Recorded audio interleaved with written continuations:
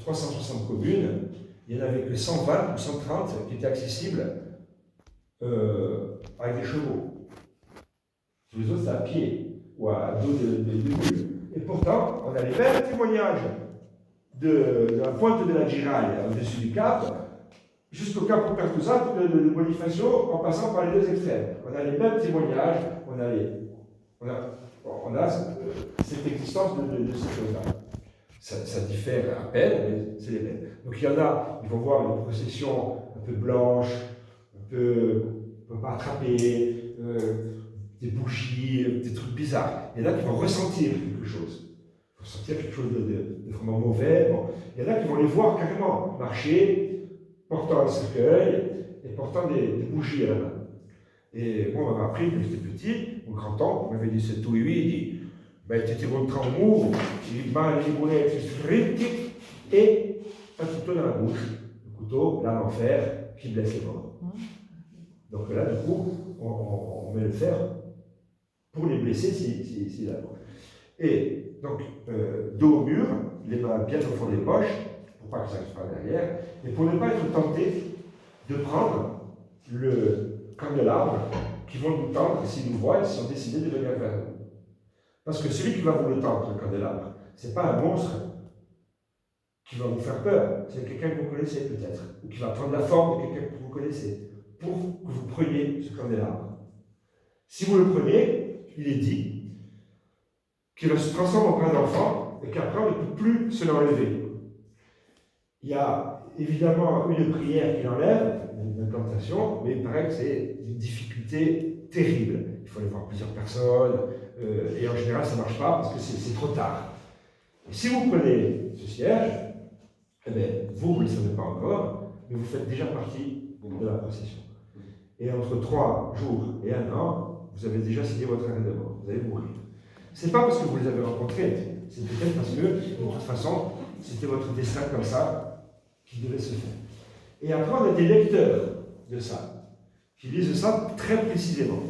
Ces gens, ces personnes, comme vous et moi, on les appelle les matzés, qui vient du verbe ammatza, donner la mort par la masse. D'accord ? Mais à certaines, chez moi, on les appelle les culpato, qui viennent de col, pour le coup, hein, et on a plusieurs termes différents pour ces mêmes personnes. Alors, ces gens, ces matzés, qu'on appelle d'ailleurs, qu'on approche d'ailleurs avec les chamans des autres pays.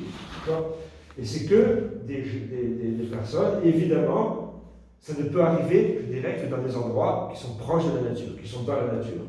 Dans le béton, rien à craindre, pas de matière, pas de candélabre, c'est pas possible, ça ne peut pas arriver. Il n'y a que les légendes urbaines qui font un peu peur. Mais dans la nature, derrière les châtaigniers, dans les coins reculés, dans les maquis impénétrables, dans les grottes, dans les trous des arbres, il y a des choses. Bon. Et ce matière, c'est quelqu'un comme vous et moi, d'ailleurs qui est accepté par la communauté, on s'en méfie. En général, c'est quelqu'un qui souffre tellement qu'il a du mal à trouver une femme, il n'a pas d'enfant, il a un métier solitaire, il est bûcheron, il est lagueur, peu importe, il peut avoir un métier complètement normal, mais c'est quelqu'un qui est un peu singulier parce que les gens le craignent. Donc ils ne le fréquentent pas, ils ont des mauvaises idées sur lui, voilà. Et ces personnes-là, elles ont un mauvais don. Alors, certains disent que c'est un baptême raté, le parrain qui a mal prononcé certaines phrases, il y en a d'autres qui disent qu'il est prédestiné. Et en plus, ce sont des critères physiques, des matières. Donc méfiez-vous des gens qui ont. Regarde, il y a des personnes qui se sentent divisées. Mais c'est comme ça, je ne peux rien. Ce sont des gens qui sont déjà des forces de la nature. Ils font partie de la nature. C'est des gens qui sont forts. Et ça se voit sur eux, même sur leur pilosité. On voit qu'il y a de la vie dedans. Et ils ont souvent des cheveux très épais, pareil, ça s'en pousse en force, et ils ont des yeux bleus ou verts, ou en tout cas, c'est votre regard à vous, il ne s'arrête pas à la surface de l'œil. Il a l'impression qu'il y a quelque chose qui ne va pas. On rentre dans le regard du matière, vous croyez que. Mais en fait, c'est lui qui vous sonde. Il n'y peut rien, c'est comme ça, c'est un mauvais don. Bon. Et ce mauvais don, pour ça que le Matsero, je dirais, normal, il en souffre de ça. Parce que ça se passe dans l'onirisme, dans le rêve. Quoique. Bon, on va commencer par le rêve. C'est quelqu'un qui le soir, il va se coucher. Et en général, c'est quelqu'un, comme je vous dis, qui vit dans la nature, dans un village, qui est chasseur. D'accord ? Et c'est des croyances qui peuvent remonter à l'époque, quand on parlait de ce dernier, des chasseurs-cueilleurs.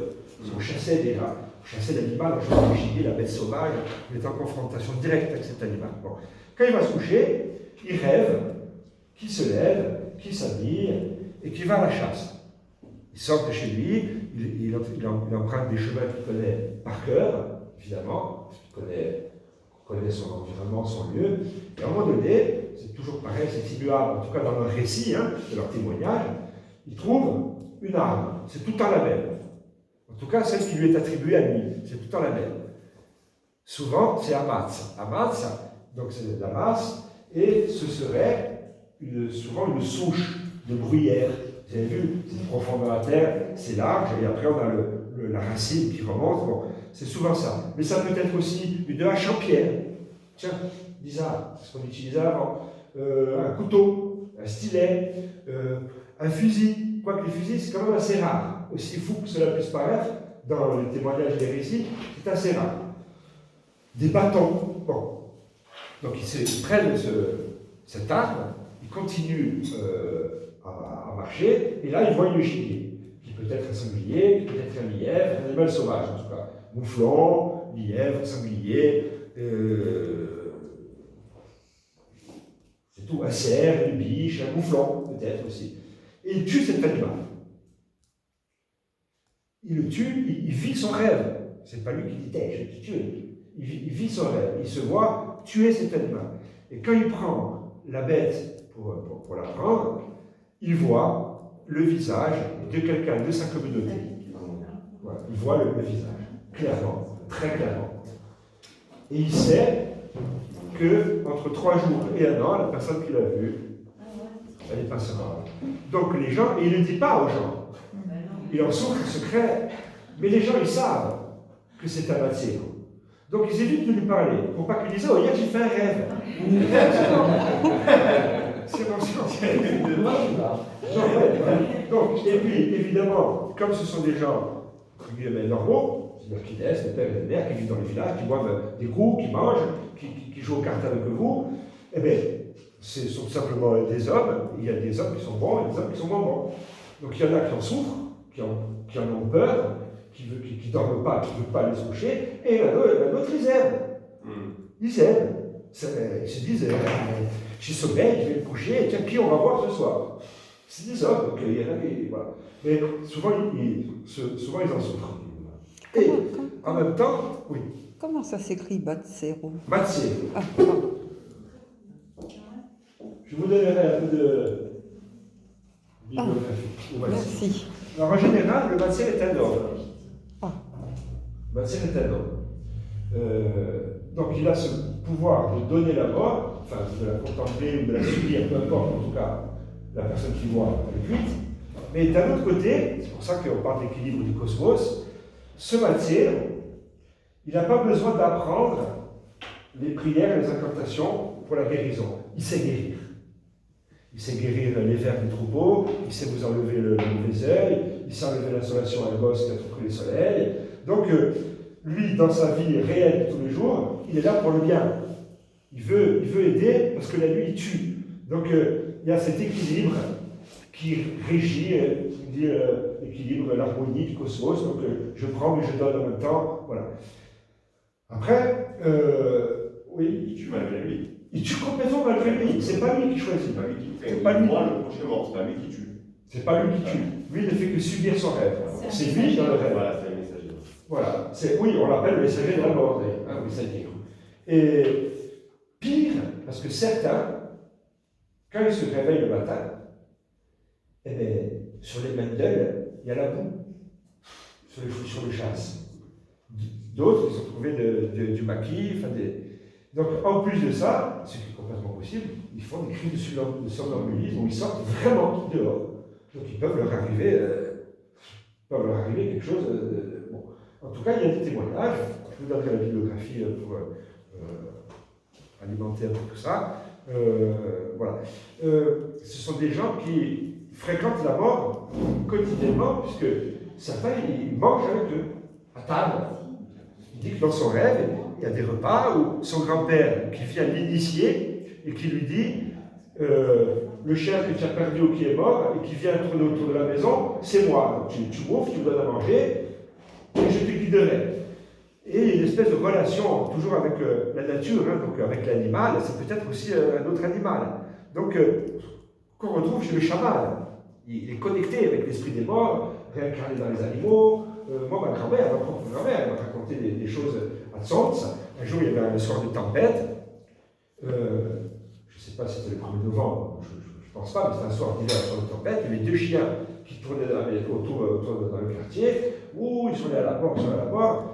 Et mon grand-père et la caniveau, elle est allée dehors. Et ma grand-mère, elle est descendue là-haut vers l'appartement du bas, je dirais, qui était plutôt des caves. Le lendemain, le chien n'était plus. Bon. Ma grand-mère, c'était une petite dame qui allait à la messe. Bon, et on l'a jamais connue pour avoir des talents de menteuse. Bon. Et comme ça, dans toutes les maisons, si vous cherchez un peu, vous essayez de chercher la mémoire, ça pue, des histoires comme ça. Mais ce sont des histoires qu'on va retrouver dans toutes les sociétés primitives qui évoluaient de la société primitive et qui sont encore dans ce contact avec la nature. Et ces gens-là, si vous les mettez, ce qui est arrivé, à Paris, à Marseille, dans une autre ville, c'est fini. Ils ne l'ont plus ce don. Ils ne l'ont plus. Ce n'est que lorsqu'ils rentrent chez eux dans le village que ça leur reprend. Voilà. Donc on a ce Matseo qui est un être un peu, à la limite, ombrageux, on le craint, mais en même temps, il vit, là il y a la maison, il vit dans la communauté, souvent à la lisière du village, mais dans le village. Il est accepté par la communauté. Il fait partie intégrante, il vote. Voilà. Donc il fait partie du village. Qu'est-ce qui délimite, d'après vous, chacun de tous les villages ou hameaux de toute la Corse? Il y a un signe distinctif, matériel, physique, qui aujourd'hui a évolué à une forme, je dirais, moderne, moins depuis l'an zéro, mais qui existe encore aujourd'hui dans chacun de nos villages et qui marque la limite du territoire. C'est-à-dire le sécure et l'insécure, la forêt, le village. Le mur. Les tombes. Ah. Les tombes. Levez la main parce que si derrière les masques, alors ça. Une borne. Les tombes. Les tombes. Les pierres. Alors, les tombes, c'est très bien, mais le cimetière, il est toujours à la limite extérieure du village. Il n'y a jamais de cimetière dans le village. Il est à la limite. On ne les met pas avec nous. On ne les met pas loin. Mais on ne les met pas avec nous. Il y a autre chose. Une borne. Des pierres. Ce n'est pas une borne. Les pierres. Les murs. Non. Voilà. La croix. La croix. Le calvaire. Voilà, calvaire. Le calvaire. Il y a cette croix là. Quand vous êtes là, vous êtes protégé. Quand vous êtes là-bas, ce n'est plus le monde de la sécurité. C'est le monde de. Comme on dit, c'est le monde de l'invisible.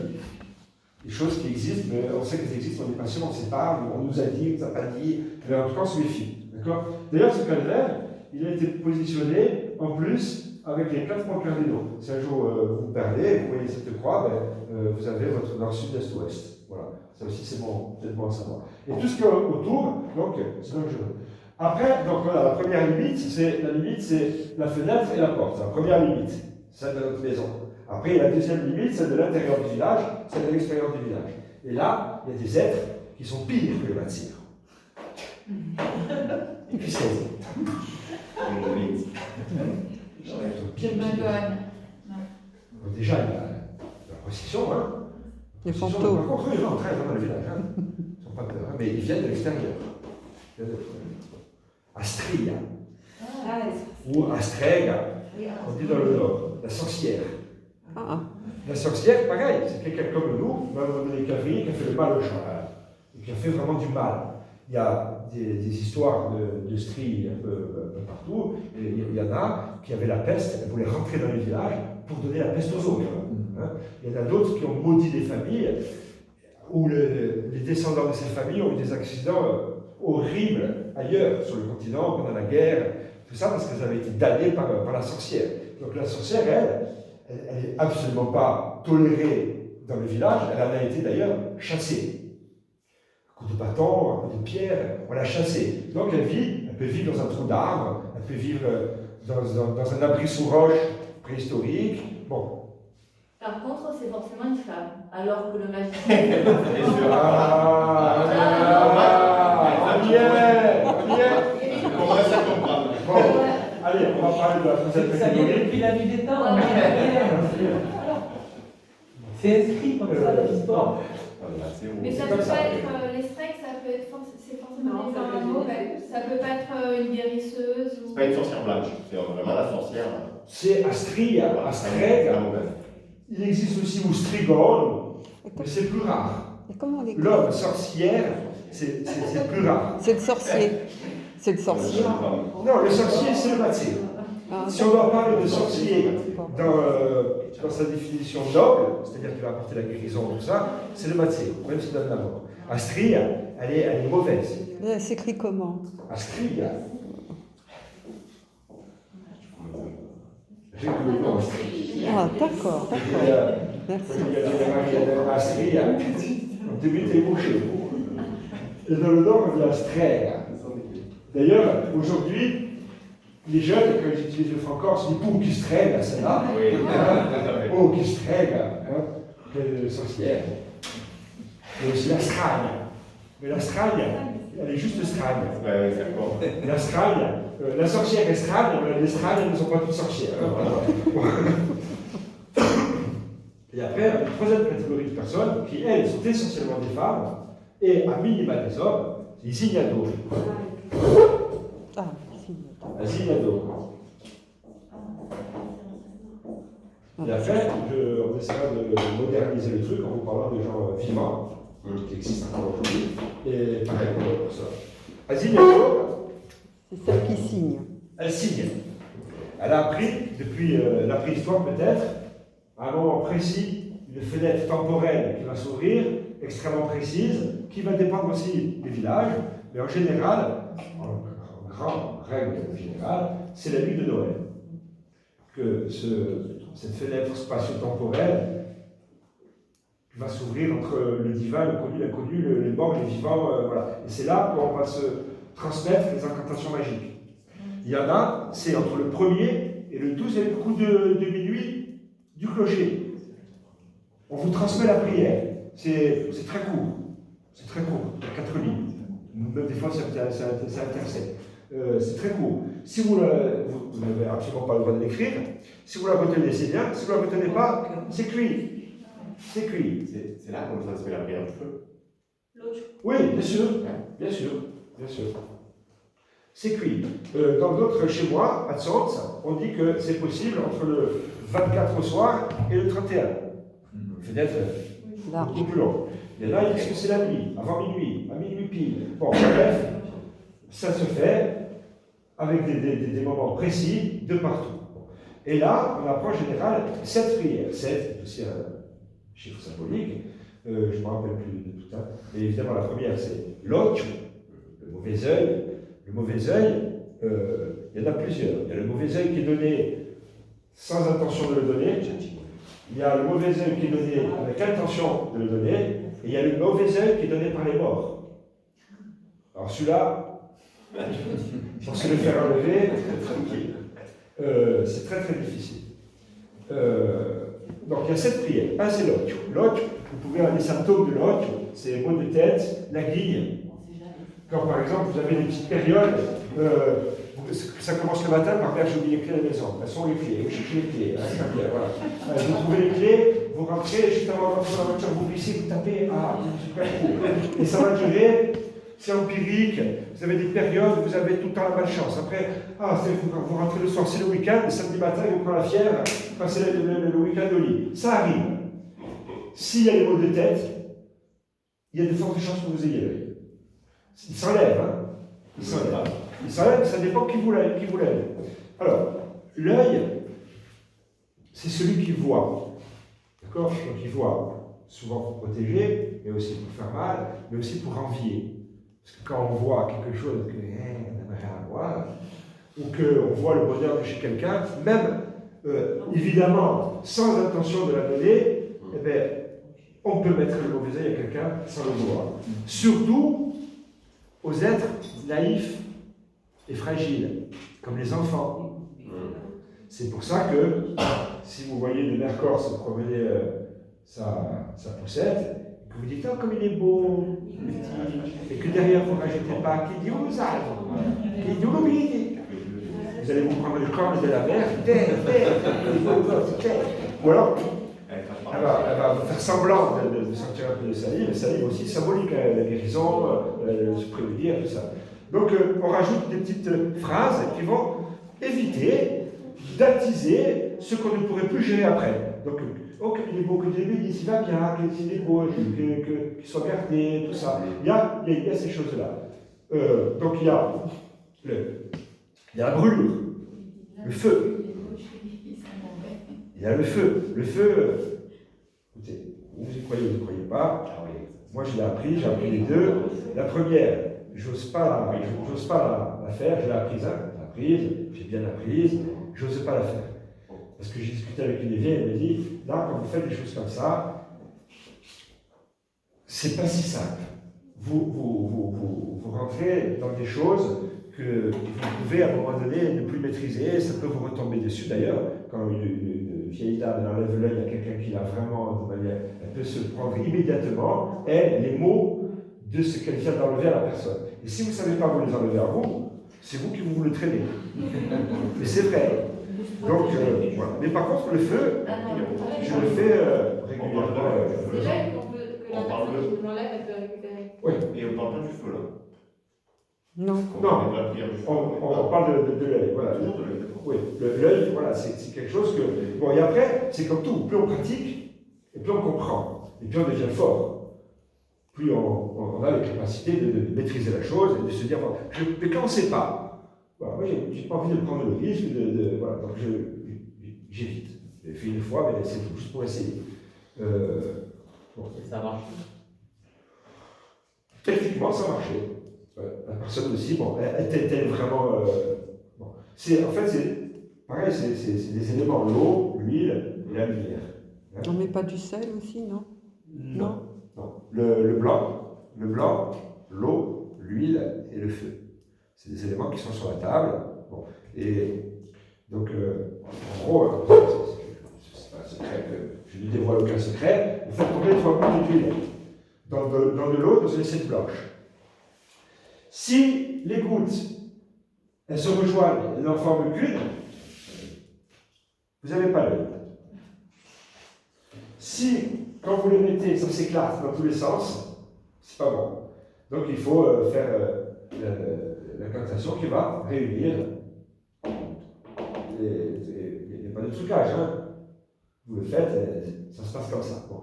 Mais les anciennes, de par le déplacement de l'huile dans l'assiette, elles vont savoir, elles vont voir des routes, elles vont voir la maison, le village, elles vont voir la personne qui vous a mis l'œil. Et après, ça peut même aller plus loin. Voilà. Donc, voilà, c'est pas des bêtises. Bon, l'œil, c'est fait. Après, il y a le feu. Le feu, vous brûlez, tac, la petite incantation, pas de cloque, pas de brûlure, pas de cicatrice. Voilà, c'est aussi simple que ça. Ceux qui ne croient pas, je ne sais pas, ceux qui y croient, ça dure 2 secondes. Pas de cloque, évidemment. Pas de douleur, ça part.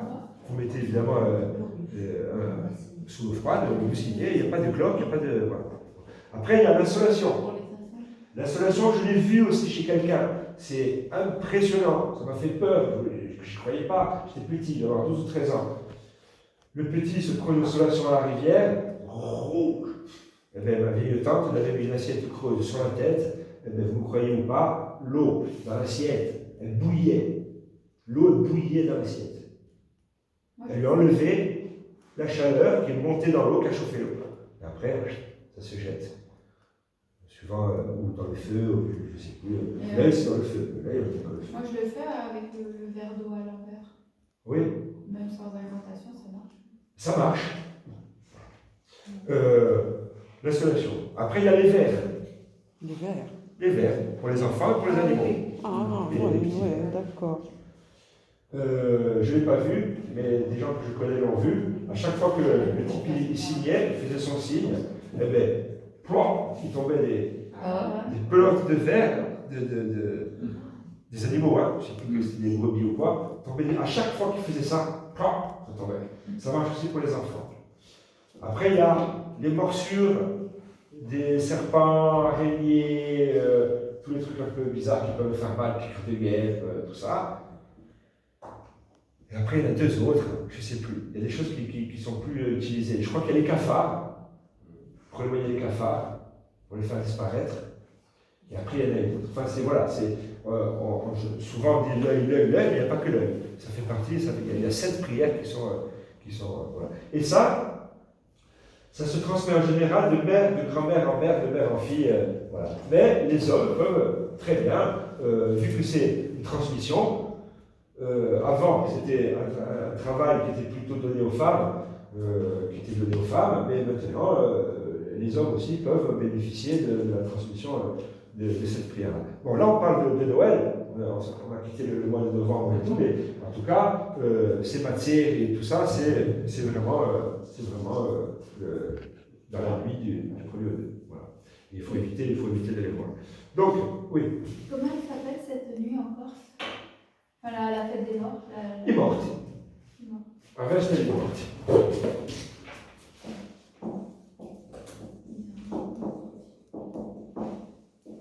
La festa dei morti, on appelle, on dit i morti. Demain, les morti. Demain, c'est les morts. On sait que c'est le 2.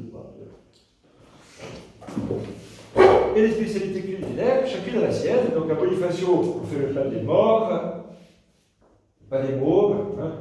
Normalement, on le fait que ce jour-là. Bon, maintenant, Oui. on retrouve du pain des morts à Leclerc Paléon, à la Casuc, à Bastia, à mais normalement, ça se fait, c'est à Bonifacio, c'est la spécialité de Bonifacio. Dans mon village à moi, sont les vies certaines, on fait les chacchi di pomme. C'est littéralement des chaussons de pommes de terre. Ça s'écrit Ah, les comment? tchatches, Ça s'écrit comment? Excusez-moi. Je vais au Les pluriel. tchatches. Ah oui, oui, d'accord. I Ah chacchi. oui, oui, oui, d'accord. I chacchi, ce que vous voulez, i chacchi di pommes ou i chacchi di morti, c'est pareil. Donc de la pomme de terre, de l'ail, du poivre. Pareil, élément symbolique pour penser à la mort. Et ma grand-mère, elle mettait une pointe, enfin, ma grand-mère, les vieux avant, ils mettaient, là je l'ai dit à la boulangerie à Sens, je dis, pourquoi vous mettez plus le concentré de tomate hein? Ils mettaient le concentré de tomate, pas pour le goût, pour la couleur. Et pas pour la couleur du sang, comme on pourrait le penser, mais rappelez-vous, la dame de Bonifacio recouverte de cette encre rouge, cette même couleur rouge qu'on a trouvée dans les tombeaux égyptiens, c'est les couleurs primitives qui relient le monde des vivants au monde des morts. Et ma grand-mère, ma vieille tante, enfin, ceux chez qui j'ai découvert le chacchi di pomme, mettaient toujours, elle ne savait pas. C'est pas qu'ils mettaient la pommade dritto. Ah, così. Abbiamo imparato così. Moi, j'ai appris comme ça. C'est comme ceux qui vous racontent les contes à la veillée. Ils vous disent, je vais vous raconter comme on me l'a dit. Pour éviter que quelqu'un dise, non, c'est pas comme ça. Je vais vous la raconter comme on me l'a apprise. Et on finit par, moi j'ai dit la mienne, à vous de dire la vôtre. Elle dit ta mère, elle dit ta hoche. Voilà. Et là c'est pareil, bon, il y avait ce truc-là. À Bastia, on fait un gâteau qui se chiama salviata. C'est un biscuit en forme de S. Salviata, étymologie, salvia, sauge. La sauge, élément symbolique qui relie le monde des vivants et le monde des morts. Voilà. À Vico, on fait des pastilles. Enfin, voilà, dans chaque région, on a des spécialités différentes. Et ici, là autour de vous, là, j'ai oublié de vous en parler, ces fameux matzés. Pas tous, mais beaucoup. Un jour de l'année, le 31 juillet de l'année, qui date du calendrier païen, donc ça, le calendrier chrétien, je dirais, ça marquait une fin et un recommencement au 1er août. Et bien ce soir-là, la nuit du 31 au 1er août, les Matsé se donnent rendez-vous pour se faire des fights. Ils font des combats entre eux. Ils font des combats entre eux. Alors, où se font ces combats? Évidemment, on est encore dans la limite. À la limite de l'autre village. Donc, les limites, c'est quoi? L'école et les rivières. D'ailleurs, le premier au soir, ne vous aventurez pas ni près des fontaines, ni, pire encore, les fontaines, déjà, c'est pas bon, mais, ni les rivières. Les rivières, quand c'est sur la terre ferme, c'est le monde des vivants, quand tu es dans l'eau, c'est le monde des morts. Les Styx, qui portent les arbres, c'est les rivières. Et justement, c'est l'acramante, comment on peut le dire en français? Ces gens qui se plaignent, mais ce n'est pas des plaintes, j'en ai marre, c'est des lamentations, l'acramante, quoi. Les gens qui sont torturés, qui veulent rejoindre le divin, mais ils n'ont même plus conscience, ils sont là. Les déprimés, quoi. Oui, ils sont là, dans ces endroits de rivières, au col, bon voilà. Ils sont morts, hein. Ils sont morts, oui, ils sont morts. Je regarde des vidéos où il y a des vieilles, voilà, elles sont mortes sur YouTube, des vieilles qui ont presque 100 ans, qui racontent, qui ont vu des gens qu'elles connaissaient dans le quartier, les types d'en face, lui, et les noms et tout. Il est arrivé ça, le type qui témoigne. Il a dit, moi je suis descendu à la rivière, j'ai vu mon oncle. Comme je vous vois, il est journaliste. Je l'ai vu, on a parlé, lui qui fatigue, il lui dit, fais attention, fais ta route. C'est non, il dit à 3h de l'après-midi. Bon, attention, il n'y a que le Matsé qui peut voir les morts, très facilement. Et si il vous donne la main, vous les voyez vous aussi. C'est fou, c'est comme ça. Bon. Et donc le 31, ils se réunissent entre Matsé, et ils se font des combats au col, enfin aux frontières, avec une arme particulière. Le feu. Un pic. Un pic. De l'asmonelle. Ça Tarabouchou. fait mal. Ou Tarabouchou. D'ailleurs, l'asmonelle, plante des cimetières par excellence, dans la mythologie de la Grèce antique, on plantait des champs d'asmonelle pour les morts. On dit que l'asmonelle, de par ses racines bulbaires qui descendent profondément dans la terre, plaisent aux morts. Et surtout, quand elle sort, elle devient belle. Elle s'ouvre avec ses belles feuilles, elle fait la tige, et en haut de la tige, nous on les voit tellement qu'on ne les regarde pas. Et regardez une fleur d'asmonelle, comme elle est belle, quand elle est avec ces petites fleurs qui s'ouvrent vers le divin, de très profond à très haut. Pareil, c'est un lien direct entre le monde des vivants et le monde des morts. C'est pour ça qu'ils se battent avec l'asmonelle. On l'appelle Tarabouchou, tar, mais aussi cette racine de tar, qui vient de TAR, qui vient de profondeur, qui, lorsqu'elle meurt, elle sèche, et ça devient des candélies. Parce que quand vous les accrochez entre elles, que vous mettez le feu, vous avez une torche. Ça tient très très bien le feu. C'est quoi, les racines? Non, la tige. tige. La tige, vous la coupez, elle devient sèche, et vous mettez le feu, ça brûle. Si vous en mettez plusieurs, ça brûle encore plus. Voilà. Et donc, ils se prenaient un coup d'asmonelle, et on dit que c'est des combats qui vont jusqu'à la mort, mais pas pour rien. Parce que les Matsé qui perdent, bon, certains sont déjà morts. Hein. Bon. Parce qu'après, tous ces Matsé vivants, ils meurent eux aussi. Et ils vont tous à l'étage juste au-dessus, ils vont pas en haut. Ils restent là. Donc, ça en fait tous les ans, les Matsé en plus. Donc, ils s'éliminent ce soir-là. Et ça s'appelle Amandraka. C'est ce combat des Matsé qui s'appelle Amandraka. Amandraka. Amandraka. La Mandraka. Ah, Comme le d'accord. Moussaka, Amandraka. Amandraka. Comme ça se prononce. Et l'équipe qui perd, l'équipe qui gagne, Ils sont en équipe en plus. Ils sont en équipe. ils sont en équipe. Bon, c'est là qu'ils se battent tout seuls, mais ça arrive qu'ils se battent à plusieurs contre plusieurs. Hein. Et l'équipe qui gagne, eh ben, c'est elle qui a le moins de morts dans son village sur l'année en cours.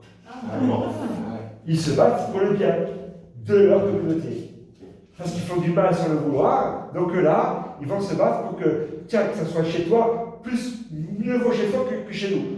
Donc ils se battent comme ça. Et c'est entre villages, entre Matsé et de. Entre villages, D'accord. à la limite. Ok.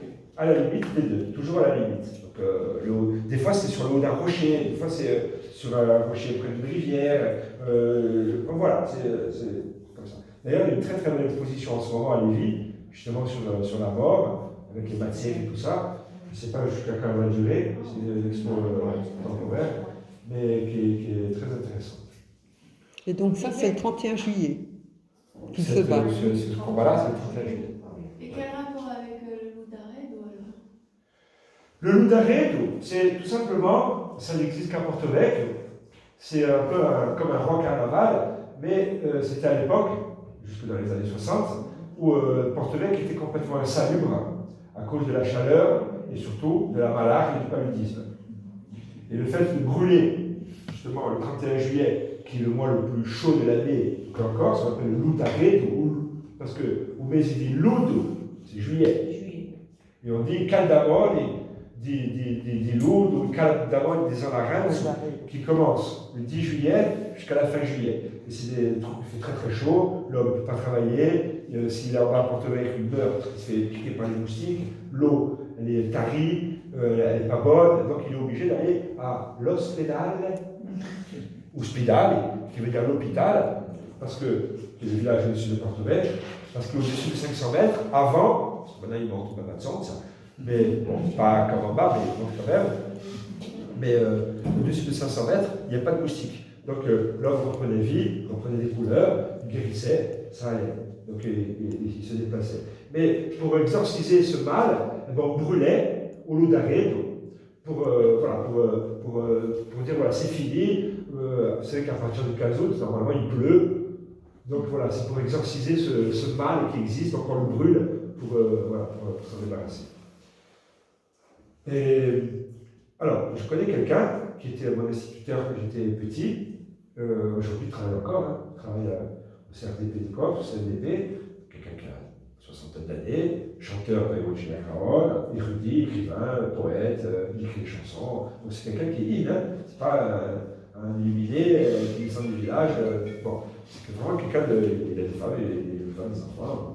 Et il a un ami d'enfance qui est Mazzero, dans son village. Il le connaît depuis tout le temps. Et pendant des années, il est accordez-moi, parle-moi, un besoin, il faut écrire ces choses-là pour qu'elles restent. Hein. Non. Bon, et finalement, le type, il a accepté et il a fait. Ils se sont vus régulièrement sur une année. Quand lui montait au village, ils se voyaient 1 heure ou 2 le soir et posaient des questions et il répondait et il lui a permis d'écrire un livre. Et ça se passe sur, je ne sais plus, c'est 7 ou 12 entretiens et ça s'appelle. C'est pas Entretien avec un vampire, mais c'est